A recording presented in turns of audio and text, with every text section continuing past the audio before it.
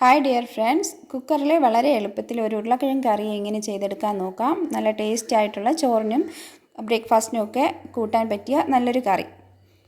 ആദ്യം നമുക്ക് സ്റ്റൗ ഓണാക്കി ഒരു കുക്കർ അടുപ്പത്ത് വെച്ച് കൊടുക്കാം. കുക്കർ ചൂടായി വരുമ്പോൾ വെളിച്ചെണ്ണ ഒരു 3 ടേബിൾ സ്പൂൺ ഒഴിച്ച് കൊടുക്കാം. വെളിച്ചെണ്ണ ചൂടായി വരുമ്പോൾ കടുക്, കറിവേപ്പില, ചതച്ച് വെച്ചിരിക്കുന്ന ജിഞ്ചർ ഗാർലിക് ഇത്രയും ഇട്ട് മൂപ്പിച്ചെടുക്കാം. ശേഷം അരിഞ്ഞു വെച്ചേക്കുന്ന ഉരുളക്കിഴങ്ങും സവാളയും ചേർത്ത് കൊടുക്കാം. ഞാനിവിടെ ഒരു 3 ഉരുളക്കിഴങ്ങും 2 സവാളയാണ് എടുത്തിട്ടുള്ളത്.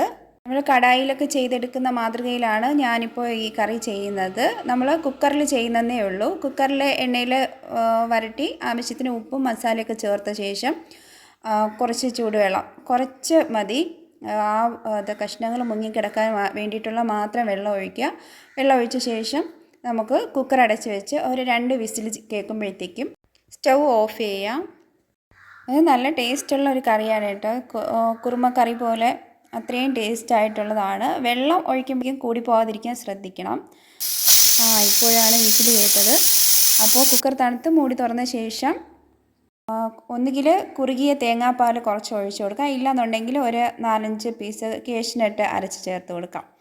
ചേർത്ത് നമുക്ക് ജസ്റ്റ് ഒന്ന് അടുപ്പിൽ വെച്ച് കുറുക്കിയെടുക്കാം. അത് വളരെ സമയം വേണ്ട, കുറച്ച് സമയം മതിയാകും. കുറുക്കിയെടുത്ത് അതിൽ കുറച്ച് മല്ലിയിലയും കൂടി ചേർത്തെടുത്ത് കഴിഞ്ഞാൽ കറി റെഡിയായി. ഞാനിവിടെ ഗോതമ്പ് ദോശയുടെ കൂടെയാണ് ആ കറി ഉപയോഗിക്കുന്നത്. ആ കറി കാണുമ്പോൾ തന്നെ അറിയാൻ പറ്റും എത്ര ടേസ്റ്റി ആണെന്ന്. അപ്പോൾ എല്ലാവരും ട്രൈ ചെയ്ത് നോക്കി ഫീഡ്ബാക്ക് അറിയിക്കാൻ മറക്കരുതേ.